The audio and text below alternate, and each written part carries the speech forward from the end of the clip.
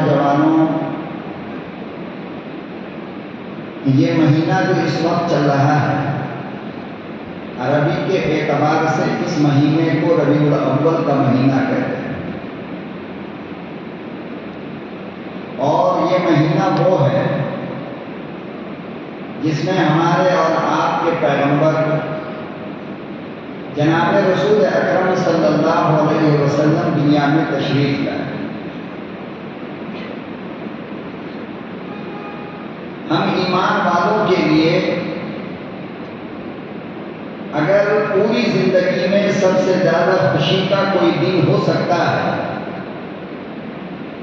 تو وہ دن ہے جس دن آقا دو جہاں صلی اللہ علیہ وسلم دنیا میں تشریف لائے۔ لیکن آج تک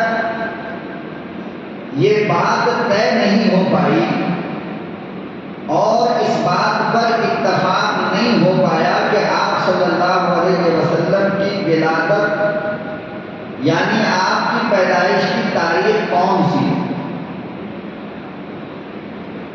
کچھ لوگوں نے ایک طریقے سے یہ بات کو پھیلائی جس کا ثبوت نہ قرآن میں ہے، جس کا ثبوت نہ حدیث میں ہے، جس کا ثبوت نہ کسی بڑی کتاب میں ہے، کہ آپ صلی اللہ علیہ وسلم کی ولادت 12 ربیع الاول کو ہوئی۔ یہ 100 نہیں 101% غلط بات ہے۔ لیکن ہمارے ہی کچھ لوگوں نے اس چیز کو اتنا مشہور کیا کہ اب ہر کوئی اس بات کا پتہ لگائے بغیر کہ سچائی کیا ہے،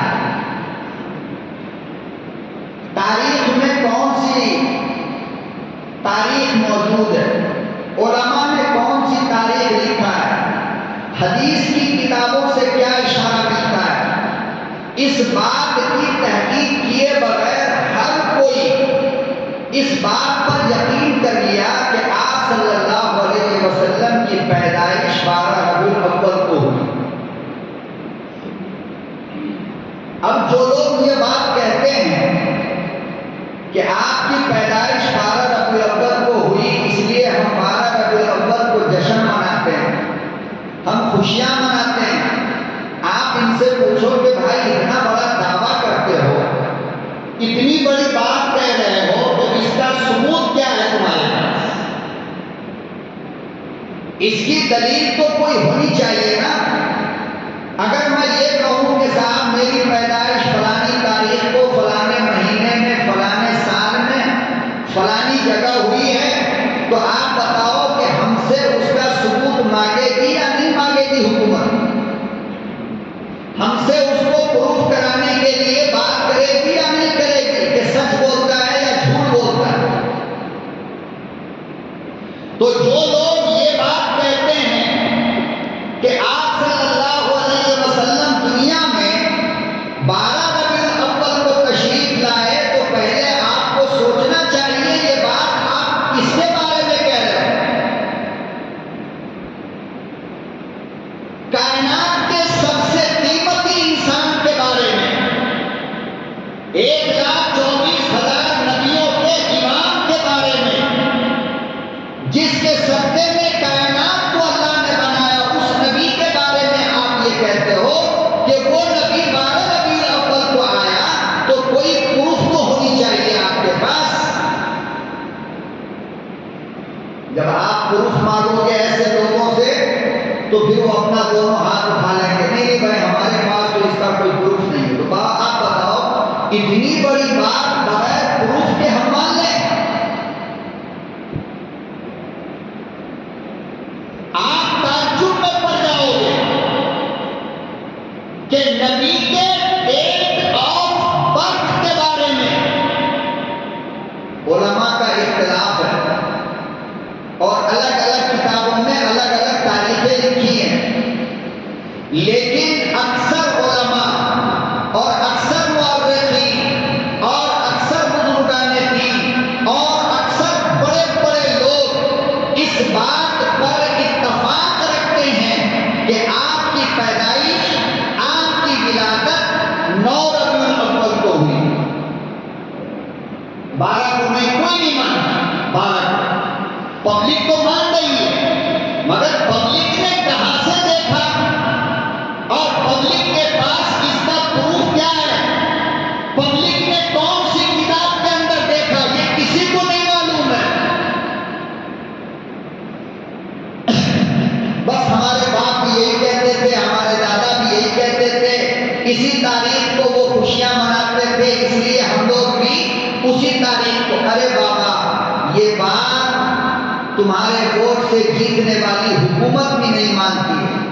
اگر تم سے یہ پوچھے کہ آپ کہاں پیدا ہوئے اور آپ کہو کہ ہمارے ابا کہا کرتے تھے کہ میں بہار میں پیدا ہوا، تو حکومت مان لے گی؟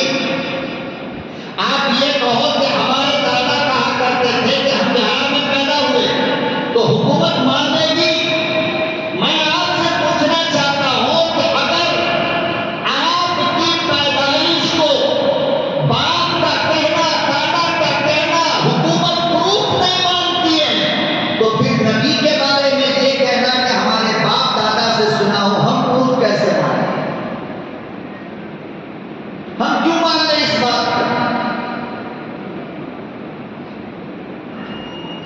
لیکن دنیا میں لوگوں نے اپنا الو سیدھا کرنے کے لیے اس بات کو اتنا مشہور کیا، اتنا مشہور کیا کہ ہر کوئی یہی کہنے لگا کہ میرا نبی 12 ربیع الاول کو آیا۔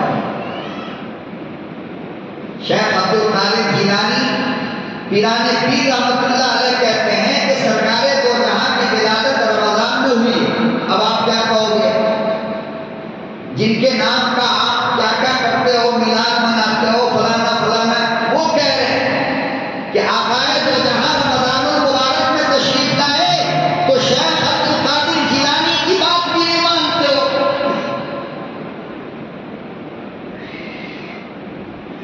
اب دنیا میں جتنی کتاب ہسٹری کی ہے، اسلام کے تاریخ کی ہے، ہر کتاب کے اندر یا 9 ربیع الاول لکھا ہے، یا 17 یا 18 الگ الگ، 12 ربیع الاول تو کسی نے لکھا ہی نہیں۔ وہ ایک کمزور راوی ہے، اسحاق نام کا راوی نہیں بلکہ مورخ ہے، جس کو کوئی عالم نہیں مانتا ہے، اس نے 12 ربیع الاول کہا بس۔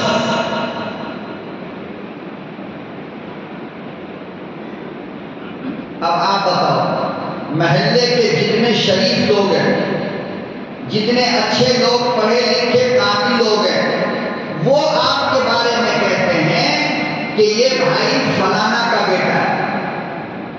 نیک لوگ کہتے ہیں عبد الرحمان کا بیٹا ہے، علماء کہتے ہیں عبد الرحمان کا بیٹا ہے، محلے کے شریف لوگ کہتے ہیں عبد الرحمان کا بیٹا ہے۔ ایک گانجا پینے والا آیا اور کہنے لگا نہیں نہیں، عبد الستار کا بیٹا ہے، مانو گے؟ آپ بتاؤ، اس بات کو مانو گے؟ نہیں مانو گے؟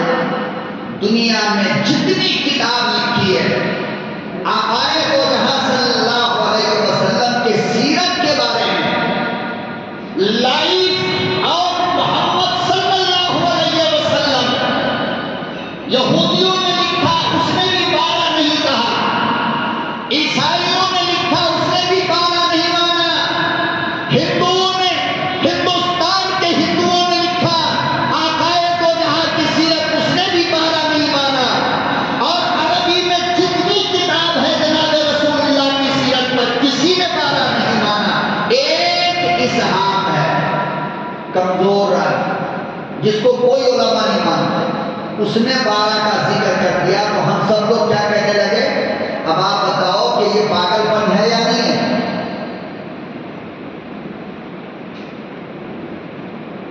تو پہلی بات تو یہ کہ آپ صلی اللہ علیہ وسلم کی ولادت باسعادت کی تاریخ، اس کے اندر علماء کا اختلاف ہے۔ ہاں، آپ کی وفات پر پوری دنیا کے علماء کا اتفاق ہے کہ 12 ربیع الاول کو آپ کی وفات ہوئی۔ کب ہوئی ہے؟ 12 ربیع الاول کو آپ کی وفات ہوئی۔ اب آپ بتاؤ کہ یہ جو جشن مناتے ہو، یہ جو جلوس نکالتے ہو، یہ جو پتہ نہیں کس کس طرح کا ڈرامہ بازی کرتے ہیں، یہ نبی کی پیدائش کی خوشی میں یا وفات کے غم میں؟ کیا ہے؟ پیدائش کی تاریخ تو 12 ربیع الاول ہے نہیں۔ اب جو کچھ آپ کرتے ہو وہ نبی کی وفات پر، تو یہ تو بڑی بے حیائی کی بات ہے کہ اپنے باپ کے مرنے کی تاریخ میں جلوس نہیں نکالو گے، ڈھول طبلے کاشے اور ڈی جے نہیں بجاؤ گے کہ باپ کی توہین ہو جائے گی، نبی کی وفات پر یہ سارا ڈرامہ بازی کرو تو نبی کی توہین نہیں۔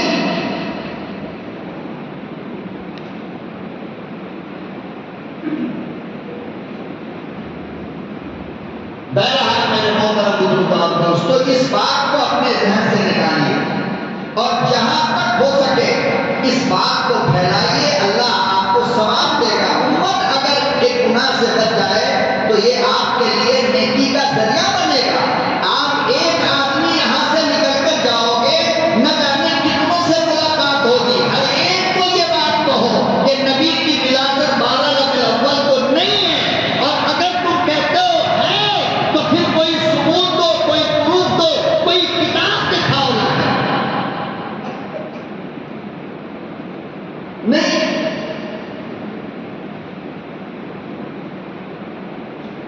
اور میں جو یہ بات کہہ رہا ہوں، آپ کو اگر پروف چاہیے تو آپ تشریف لاؤ، انشاءاللہ اتنی کتابیں کھول کر کے رکھ دوں گا تمہارے سامنے کہ تمہارا گھر چھوٹا پڑ جائے گا اس کے پروف میں، اتنی کتابیں۔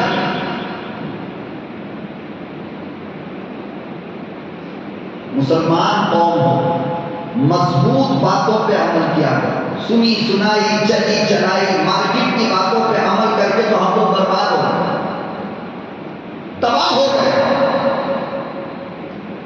صحیح عالم کتاب و سنت کی روشنی میں جو باتیں کہتا ہے ہم لوگ اس کو ختم نہیں کرتے، اور چائے کے ہوٹل پر بیٹھا ہوا داڑھی کاٹ کر کے بیٹھا ہے اور وہ فتوے دے رہا ہے تو ہماری قوم اس پر عمل کرتی ہے۔ ہمارا گلا یوں ہی سوکھ رہا ہے، کوئی فائدہ نہیں۔ وہ چائے کا گھونٹ مارتا مارتا ایک ہاتھ میں سگریٹ ایک ہاتھ میں چائے، ایک بار سگریٹ مار رہا ہے ایک بار چائے پی رہا ہے، اس نے فتویٰ دے دیا تو سینے سے لگا دیا، ہاں سبحانیہ کا خطیب غلط بولتا ہے، یہ صحیح بولتا ہے، پیشاب کرنے کا تو ڈھنگ نہیں ہے۔ پوچھ لو ان سے پیشاب کرنے کا سنت طریقہ کیا ہے، ان کی ماں مر جائے گی جواب نہیں دے گا۔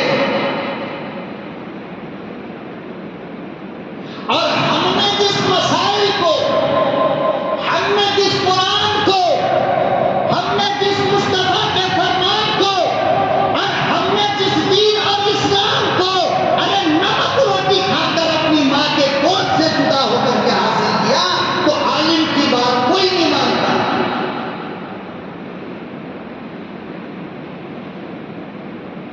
ایک وقت کا نماز نہیں پڑھتا اس کی باتیں مانتے ہو، چائے کے ہوٹلوں میں بیٹھ کر نماز چھوڑ کر فتویٰ دینے والے کی باتیں مانتے ہو، پڑوس کی عورت نے کچھ کہہ دیا تمہاری بیوی نے مان لیا، کبھی تم نے یہ نہیں سوچا کہ چلو اس کے بارے میں اپنے علماء سے پوچھیں گے۔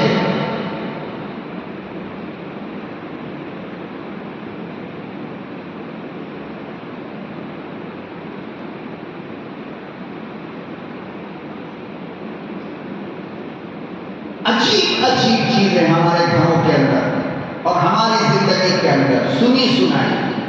مسٹر گوگل پہ مل گیا آمنا، ایمان لیا، ہاں گوگل پہ یہ لکھا تھا، واٹس ایپ پہ کچھ آ گیا میسج، آمنا مان لیا، ہاں واٹس ایپ پہ یہ آیا تھا۔ مولانا گوگل کو تو مانتے ہو مگر اپنے مولانا کی نہیں مانتے، حالانکہ آپ کو نہیں معلوم ہے پورے کا پورا گوگل اور پورے کا پورا نیٹ اسلام مسلمانوں کو برباد کرنے کے لیے کمپنی یوز کرتی ہے، یاد رکھنا آپ یہ بات۔ 100% صحیح باتیں آپ کو وہاں نہیں ملیں، اور سیدھی سی بات ہے وہ عیسائیوں کی کمپنی ہے، عیسائی چلاتا ہے تو عیسائی مسلمان کا کب سے دوست ہو گئے؟ جتنا ترجمہ قرآن نیٹ کے اوپر ہے اور آپ جس کو ڈاؤن لوڈ کر کے پڑھتے ہو 95% وہ ترجمہ غلط ہے، 95% ترجمہ غلط ہے۔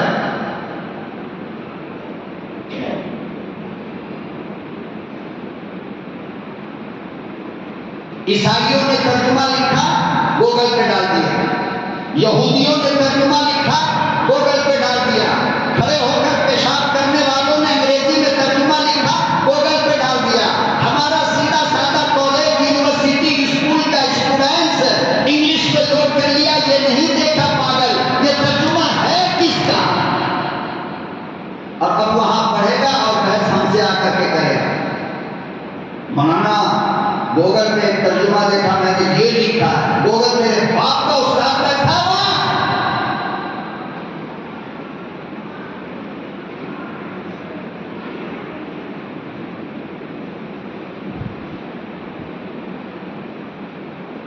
پوری دنیا میں آج سے 1450 سال پہلے سے آج تک 1,24,000 صحابہ میں سے ابو بکر، عمر، عثمان، علی، کسی ایک صحابی نے بھی میرے نبی کی پیدائش کا ڈیٹ 12 ربیع الاول نہیں لکھا ہے اور نہ مانا ہے۔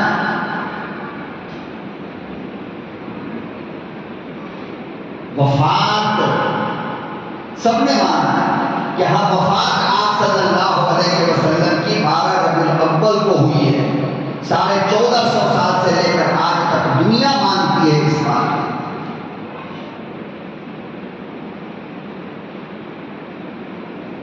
بہرحال ربیع الاول کے مہینے میں آمنہ کا چاند، عبداللہ کا یتیم اور پوری دنیا کا سردار، اللہ کے بعد اللہ کا سب سے پیارا پیغمبر جناب رسول اکرم صلی اللہ علیہ وسلم اسی ماہ مبارک کے اندر تشریف لائے، اور اتفاق علماء، اکثریت علماء کی اس بات کو مانتی ہے کہ آپ کی پیدائش 9 ربیع الاول کو ہوئی۔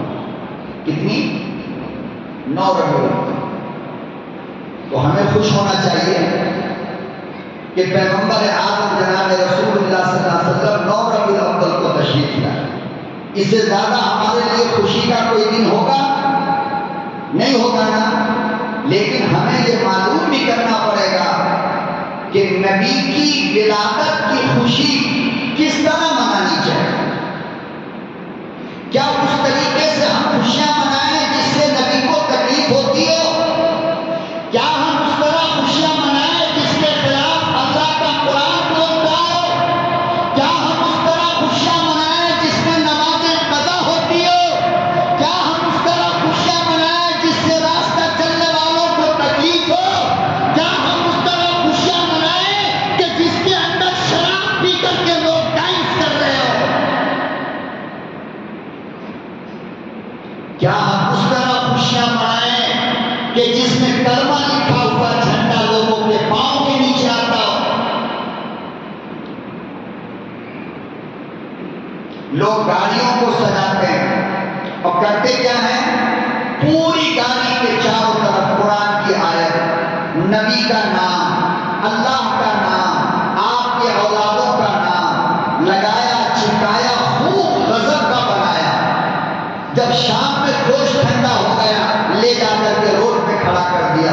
کبھی کتا پیشاب کر رہا ہے، کبھی ٹکڑا پھٹ کر روڈ پہ گر رہا ہے، کسی کا پاؤں پڑ رہا ہے، کبھی چڑیا بیٹھ کر اس پر پیخانہ کر رہا ہے۔ آپ بتاؤ یہ کون سا مسلمان ہے؟ نبی کے نام پر قرآن کی توہین اللہ برداشت کرے گا؟ نبی کے نام پر کلمے کی توہین اللہ برداشت کرے گا؟ جائے چاروں طرف قرآن کی آیت لکھی ہے اور آگے کھڑا ہو کر یا رسول اللہ یا رسول اللہ، اور اس پاگل کو اتنا ہوش نہیں ہے کہ تیرے پیچھے اللہ کا قرآن لکھا ہے۔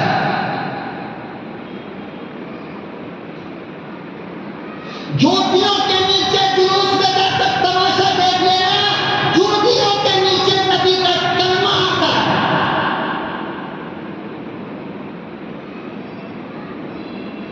اور جو نبی ناچ گانا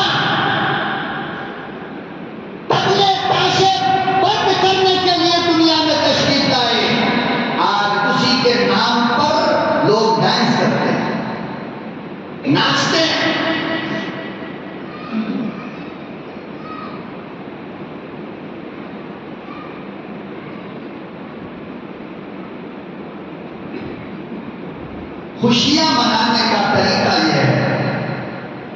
نماز پڑھو نبی کے نام سے، صدقہ کرو، خیرات کرو، اپنے بیوی بچوں میں، خاندان میں اچھا کھانا کھاؤ، اچھا پہنو، غریبوں کو بانٹو، یتیموں کو بانٹو، کہ یا اللہ اس کا ثواب میرے پیغمبر کو پہنچا دے۔ بیٹھ کر کے اللہ کا قرآن پڑھو، ایک ختم قرآن پڑھو فجر سے لے کر کے شام تک، اور اللہ سے کہو کہ اپنے محبوب کے لیے میں نے یہ قرآن پڑھا ہے، اس کا ثواب میرے نبی کو عطا فرما دے۔ تو قرآن کی تلاوت سے وہ ماں مرتی ہے آدمی، وہ تو ہوتا نہیں۔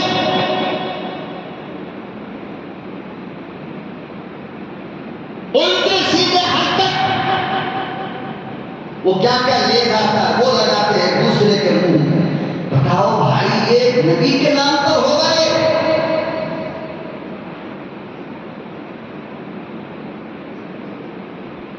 کرنے کے کام ہم لوگ نہیں کرتے۔ حدیث میں آتا ہے آپ صلی اللہ علیہ وسلم بیمار ہو گئے، جب آپ کو بیماری سے شفا اللہ نے دے دیا تو حضرت فاطمہ نے روٹی کا ملیدہ بنایا۔ ملیدہ جانتے ہو؟ بہاری لوگ جانتے ہوں گے، یو پی والے جانتے ہوں گے۔ ملیدہ کہتے ہیں روٹی بنا کر کے اس کا ٹکڑا ٹکڑا کرنا اور اس میں تھوڑا شکر یا گڑ ڈال کر کے ملانا، بس اسی کو ملیدہ کہتے ہیں۔ اللہ نے موسم دیا تھوڑا گھی ڈال دینا۔ تو کہتے ہیں کہ جب نبی صحت مند ہوئے اور آپ بیماری سے صحت پا گئے تو حضرت فاطمہ نے روٹی کا ملیدہ بنا کر کے صحت کی خوشی میں غریبوں میں تقسیم کروایا تھا۔ یہ ہے خوشی کا طریقہ جو پیغمبر کی بیٹی سے ہمیں سیکھنا پڑے۔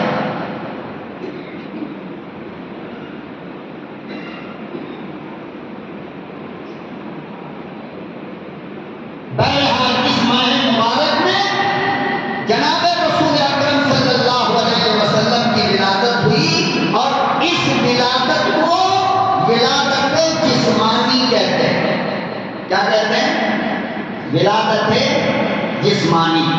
جیسے کہ انسان ماں کے پیٹ سے دنیا میں آتا تو جسم کے ساتھ آتا ہے نا، آنکھ ہوتی ہے، ناک ہوتی ہے، زبان ہوتی ہے، دل ہوتا ہے، دماغ ہوتا ہے، تو اس کو کہتے ہیں ولادت جسمانی۔ کیا کہتے ہیں؟ ولادت۔ آپ صلی اللہ علیہ وسلم اس دنیا کے اندر انسانی شکل میں جو آئے وہ یہ مہینہ ہے، اور بالاتفاق علماء 9 ربیع الاول ہے، 12 نہیں۔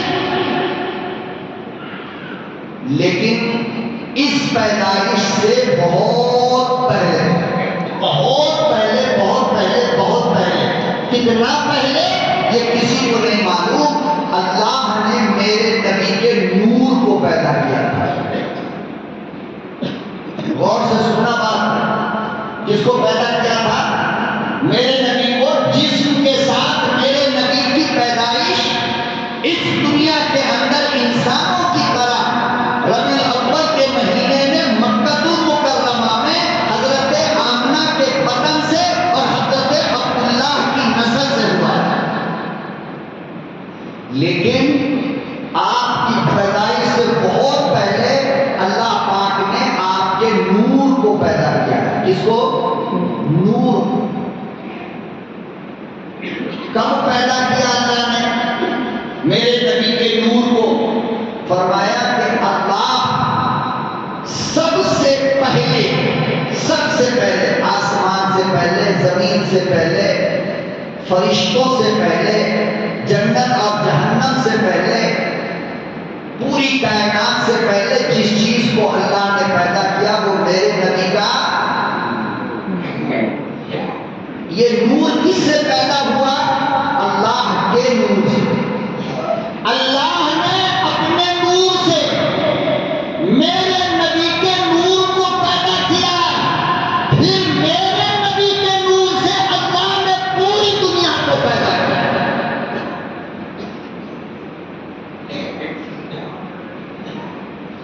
پتہ یہ چلا کہ میرے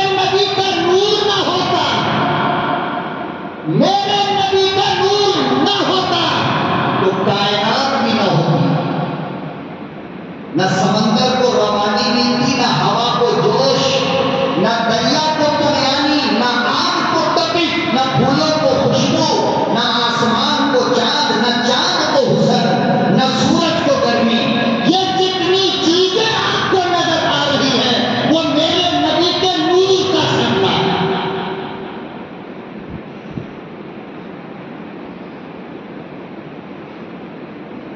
پتہ کیا چلا کہ پوری کائنات جو ہمیں نظر آ رہی ہے یا جو نظر نہیں آ رہی ہے وہ کس کی برکت سے بنی ہے؟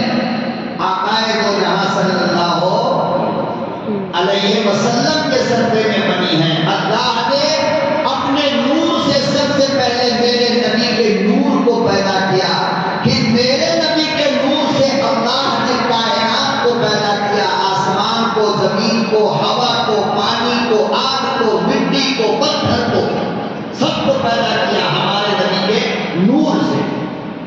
اب سوال یہ ہے کہ میرے نبی کے نور کو اللہ نے کس ڈیٹ میں پیدا کیا؟ وہ تاریخ کون سی تھی؟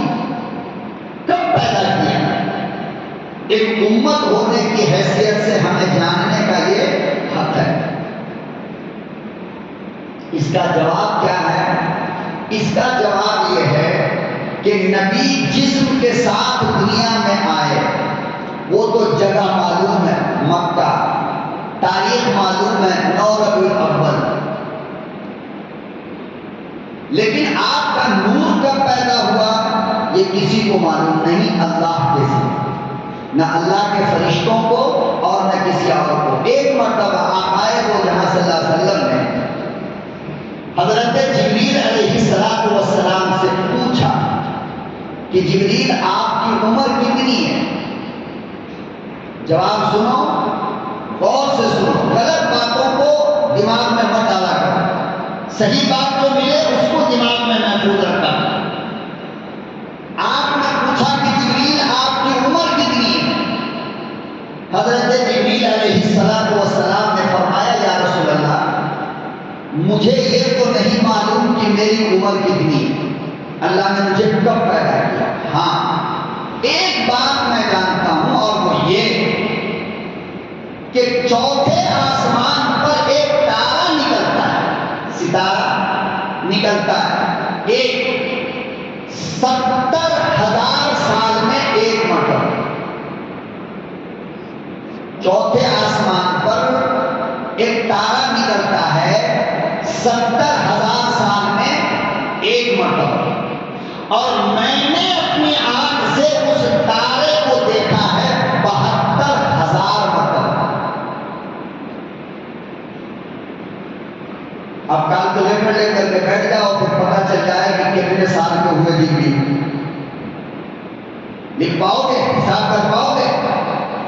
ارے ایک ستارہ نکلتا ہے 70,000 سال میں ایک مرتبہ، اور جبریل امین کہتے ہیں کہ میں نے اپنی آنکھ سے اس کو دیکھا 72,000 مرتبہ۔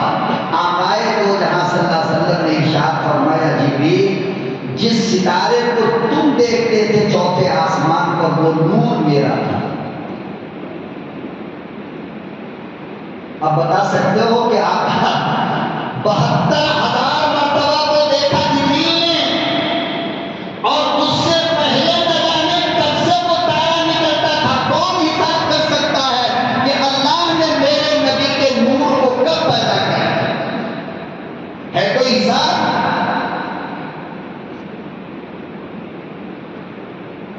اللہ اکبر کبیرہ، لوگوں اندازہ لگاؤ، سب سے پہلا انسان آدم،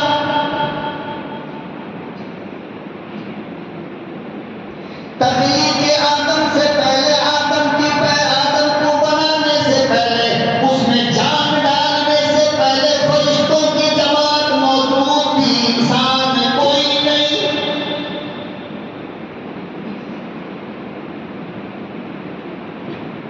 پروردگار عالم نے پوری دنیا سے تھوڑی تھوڑی مٹی اکٹھی کروائی، فرشتوں سے نثار فرمایا، اور فرشتوں پوری دنیا سے مٹی جمع کرو، پوری دنیا سے مٹی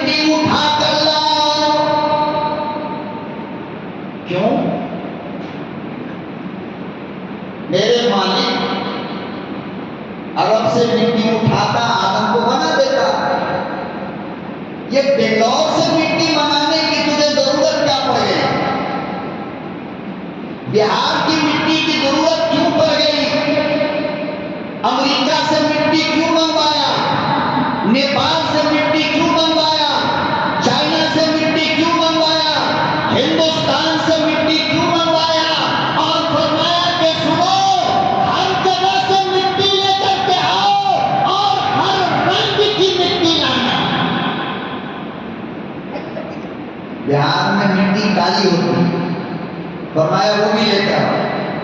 تمل ناڈو اور ساؤتھ کے اندر مٹی لال ہوتی ہے، فرمایا وہ بھی لے کر کے آؤ۔ امریکہ کے اندر مٹی سفید ہوتی ہے، فرمایا وہ بھی لے کر آؤ۔ ایک بات تعجب کی بتا دیتا ہوں لوگوں، فخر کرنا کہ تم ہندوستانی ہو۔ کیا کرنا؟ فخر کرنا اس بات کا کہ تم ہندوستانی ہو۔ اللہ پاک نے بڑی فضیلت عطا فرمائی ہے اس ملک ہندوستان۔ پوری دنیا میں جتنے ملک ہیں، ہر ملک کی مٹی ایک رنگ کی ہے۔ پورے عرب کی مٹی لال ہے، پورے نیپال کی مٹی کالی ہے، پورے امریکہ کی مٹی وائٹ ہے، چونے کے جیسا ہے۔ ہندوستان ایک ملک ایسا ہے جہاں ہر کلر کی مٹی ہے۔ سمجھ رہے ہو؟ بہار چلے جاؤ گے کلر بدل جائے گا، یو پی چلے جاؤ گے کلر بدل جائے گا، بنگلور آؤ گے کلر بدل جائے گا۔ گویا اللہ نے پوری دنیا سے جتنے رنگ کے مٹی منگوائے وہ سارا رنگ ملک ہندوستان کے اندر موجود ہے۔ ایک بات نوٹ کرو اور دوسری بات نوٹ کرو، یہ بھی یاد رکھنا، پوری دنیا میں جتنے ملک ہیں، ہر ملک کے انسان کا رنگ ایک ہوتا ہے۔ کتنا ہوتا ہے؟ ایک ہوتا ہے۔ ویسٹ انڈیز چلے جاؤ گے کالا ہی کالا ملے گا، گورا ایک بھی، اللہ یہ کہ کوئی گھومنے گیا ہو تو اس کی بات نہیں، وہاں کے پیدائش جو وہاں پیدا ہوا اس کی بات کر رہا ہوں میں۔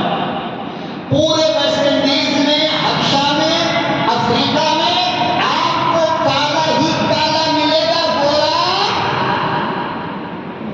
پورے یورپ میں چلے جاؤ خالی وائٹ ہی ملے گا، کالا۔ پورے انڈونیشیا ملیشیا میں چلے جاؤ، ہر بندے کی ناک چپٹی ہوگی، آنکھ چوڑی ہوگی۔ پورے نیپال میں چلے جاؤ، ساؤتھ کوریا میں چلے جاؤ، دنیا کا ایک ملک ایسا ہے میرے بھائی، وہ ملک ہندوستان ہے جہاں ہر رنگ کا انسان ملتا ہے۔ ایسا ملک کوئی اور دنیا میں ہے ہی نہیں۔ بڑی ناک بھی ملے گی، میڈیم بھی ملے گی، چھوٹی بھی ملے گی، بڑی آنکھ بھی ملے گی، میڈیم بھی ملے گی، چھوٹی بھی ملے گی، بہت وائٹ بھی ملے گا، میڈیم بھی ملے گا، بہت کالا بھی ملے گا، بہت لمبا ملے گا، میڈیم انسان بھی ہوگا، بہت ناٹا بھی ملے گا۔ یہ خوبی اللہ نے دنیا میں کسی اور ملک کو نہیں دیا ہے، یہ صرف بھارت کو حاصل ہے۔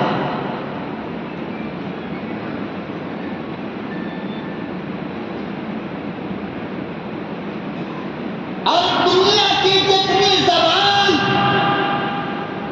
اس ملک میں بولی جاتی ہے کسی اور ملک میں،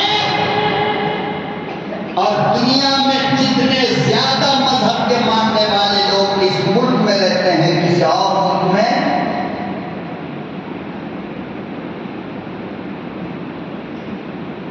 یہ خصوصیت اللہ نے اس ملک بھارت کو عطا فرمایا ہے۔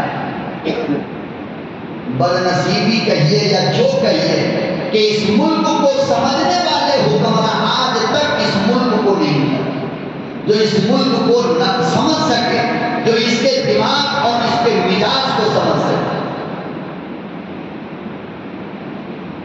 اور آقائے دو جہاں صلی اللہ علیہ وسلم نے اپنی کہ میرے صحابہ دیکھو نا، ملک ہندوستان سے جنت کی خوشبو آ رہی ہے، باقاعدہ نام لے کر کے کہا جنت کی ہوا آ رہی ہے۔ اور آپ کو بتا دو تعجب ہوگا لوگوں کہ نبی کے زمانے میں، نبی کے دور میں کیرلا کے اندر صحابہ آئے ہیں، کیرلا میں نبی زندہ ہے، نبی کے زمانے میں کیرلا کے اندر بھی یہ صحابہ آئے، پتہ یہ چلا کہ اس ملک کے اندر اسلام آج نہیں آیا، آج سے 1450 سال پہلے آیا۔ اس لیے اگر کوئی سوچتا ہے کہ اس ملک سے، ہندوستان سے اسلام کو، مسلمان کو مٹا دیں گے تو اس کو دوبارہ پیدا ہو کر اپنی ماں کا دودھ پینا پڑے گا۔ یہاں کی مٹی میں اسلام ہے، کوئی طاقت دنیا کی اس ملک سے نہ اسلام کو مٹا سکتی ہے۔ انگریز نہیں مٹا سکا تو یہ کیا مٹائیں گے؟ اور جو مٹانے کے لیے آیا وہ مٹ گیا۔ آج انگریز کا کوئی نام و نشان ہے؟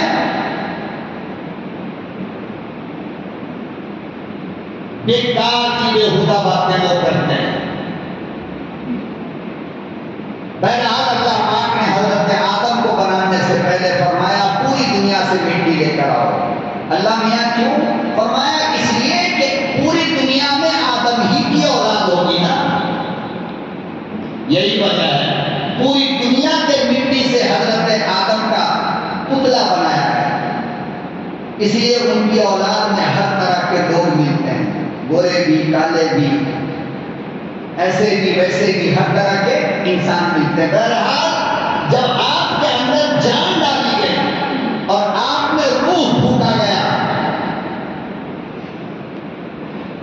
آپ دیکھنے لگے، زبان سے بولنے لگے، ہاتھ حرکت کرنے لگا، پاؤں حرکت کرنے لگا، تو حضرت آدم علیہ السلام کھڑے ہو کر نظر کو یوں اٹھایا، نظر اٹھایا تو دیکھا کہ آسمان پر ایک پردہ لگا ہے، بہت بڑا پردہ، اور اس پردے پہ یہ کلمہ لکھا ہے، کیا؟ لا الہ الا اللہ محمد رسول اللہ۔ اب یہ جو کلمہ دیکھا حضرت آدم علیہ السلام نے تو اللہ سے پوچھا کہ میرے مالک، پہلا انسان تو میں ہوں نا، یہ آپ کے نام کے ساتھ میرا نام ہونا چاہیے تھا، محمد کو۔ آپ کے نام کے ساتھ اگر کسی انسان کا نام ہوتا تو پہلا انسان میں ہوں، تو یہ محمد کون ہے آپ کے نام کے ساتھ؟ پروردگار عالم کا جواب سنو، علماء نے تاریخ میں لکھا ہے، حدیث کی کتابوں میں یہ بات موجود ہے، میرے رب نے جو جواب دیا فرمایا کہ آدم بات تو صحیح ہے، پہلے تم ہو اور تمہاری اولاد میں سب سے اخیر میں یہ آئے گا، لیکن یاد رکھو اگر محمد کو لانے کی تمنا نہ ہوتی، محمد کو لانے کا ارادہ نہ ہوتا، محمد کو اگر پیدا کرنے کا میرے دل میں شوق نہ ہوتا تو آدم میں تمہیں بھی پیدا نہیں کرتا۔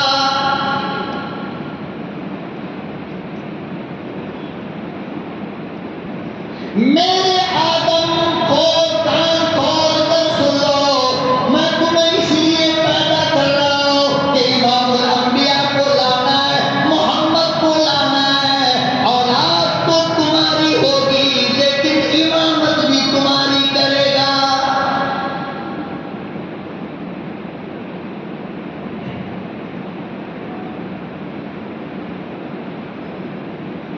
فرمایا کہ آدم میں نے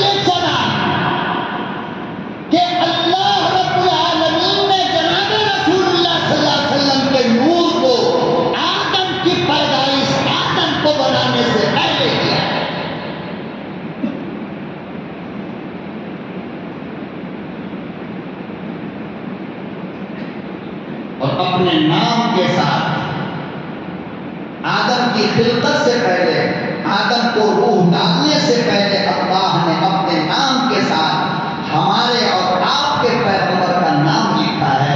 اندازہ تو لگاؤ مسلمانوں، کبھی موقع ملے تو اکیلے میں بیٹھ کر 2-4 منٹ سوچ لیا کرو تم کتنی پاورفل امت ہو۔ آدم اور محمد کے بیچ میں 1,24,000 نبی ہیں۔ تم کو اللہ نے کسی اور نبی میں پیدا کیا؟ کسی اور نبی کی امت بنایا؟ کس کی امت بنایا؟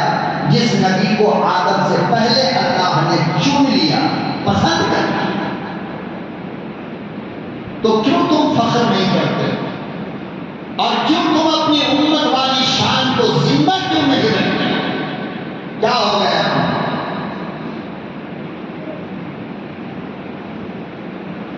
پروردگار عالم نے پھر امام الانبیاء جناب رسول اللہ صلی اللہ علیہ وسلم کے نور کو اٹھایا، عرش سے نور کو اٹھایا، حضرت آدم کی پیشانی میں لا کر رکھ دیا۔ کتابوں میں لکھا ہے امام الانبیاء کے نور کی وجہ سے حضرت آدم کا چہرہ چاند کی طرح چمکتا تھا۔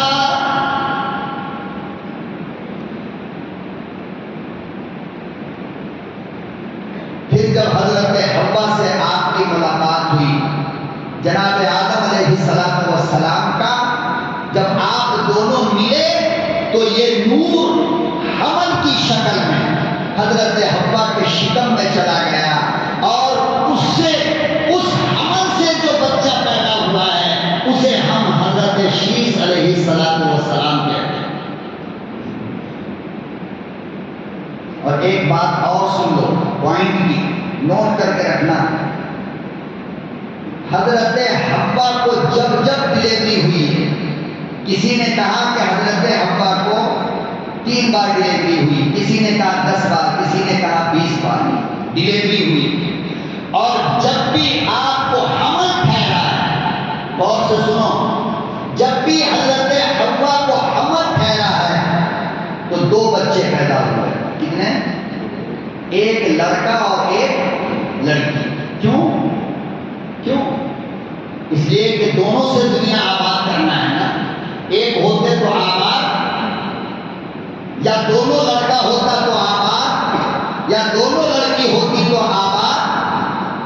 پتہ یہ چلا کہ اللہ کی پہلی پسند یہ ہے کہ لڑکا بھی ہو لڑکی بھی، لڑکا بھی ہو۔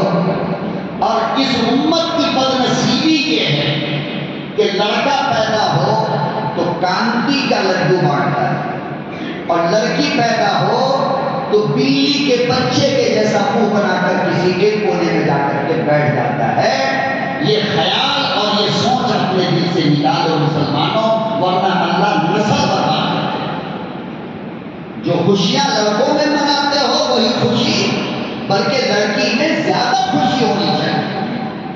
اس لیے کہ لڑکی کے بارے میں تو نبی نے کہا ہے کہ جس گھر میں لڑکی پیدا ہوتی ہے اس گھر پہ اللہ کی رحمت برستی ہے۔ لڑکا کے بارے میں نہیں کہا۔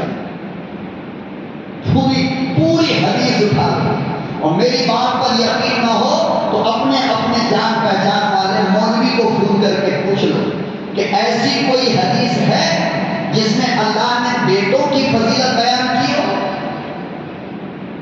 ہے؟ نہیں۔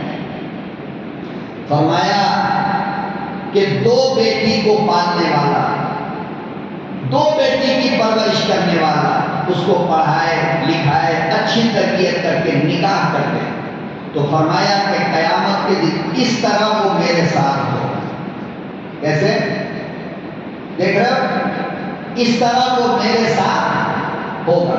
صحابی نے کہا یا رسول اللہ، اور اگر کسی کو 2 بیٹی نہ ہو تو 1 ہو؟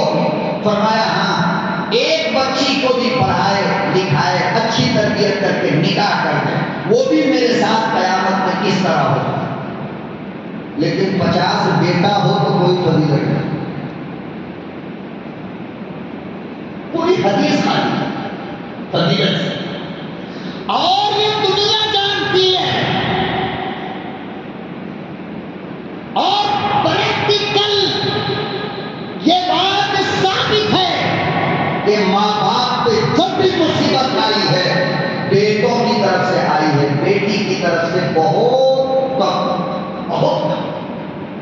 جاتی ہے، کوئی ہو جاتی ہے بدماش، لیکن ہمیشہ اپنے باپ کی آنکھ کو پڑھنے والی، ہمیشہ اپنے باپ کے درد کو سمجھنے والی بیٹی ہوتی ہے، بیٹا نہیں سوچتا۔ جس باپ سے بھی پوچھ لو کس کی شکایت کرے گا، بیٹا کی ہے بیٹی کی؟ ارے گاجا کون مار رہا ہے؟ بیٹا کی بیٹی۔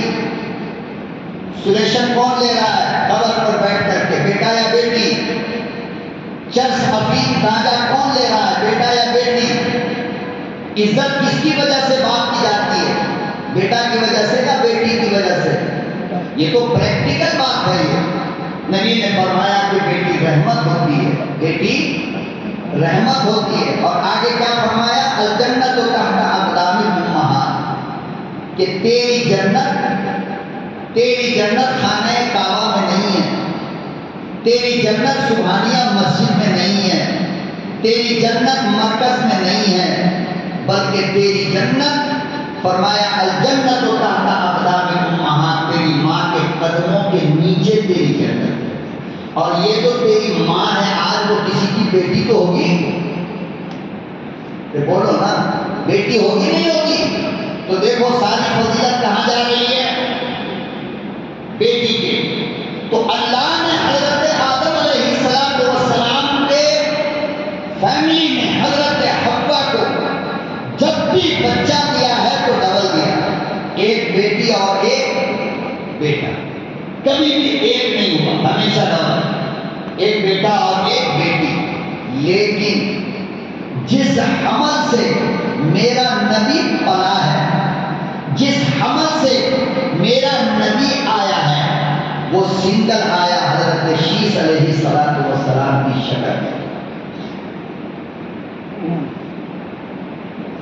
اللہ اکبر کبیرہ، حضرت حوا کہتی ہے کہ میں سوچ کر پریشان ہو رہی تھی کہ جس وقت نور نبوت پانی کملی والے کا نور میرے شکم میں تھا حضرت شیس کی شکل میں، تو حضرت حوا کہتی ہے کہ اوپر سے میرا بچہ نور کی وجہ سے اندر نظر آتا تھا۔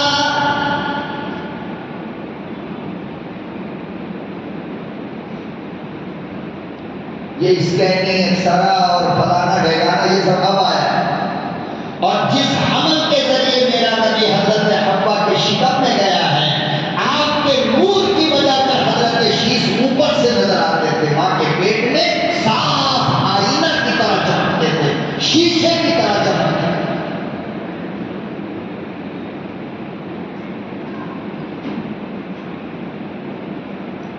اور تنہا پوری زندگی میں حضرت حوا کی وراثت میں حضرت شیس کی وراثت یہ تنہا وہ وراثت ہے جس میں کہ ایک اولاد ہوئی ہے۔ کیوں؟ اس لیے کہ حضرت شیس کی پیشانی میں نبی کا نور موجود تھا، اور اللہ تعالیٰ میرے نبی کا جوڑا لگانا نہیں چاہتا تھا۔ جس طرح خدا اپنی عظمت میں شان میں ایک ہے، مصطفیٰ کی ذات کمال میں ایک ہے، اس کا مقابلہ کسی سے ہو ہی نہیں سکتا۔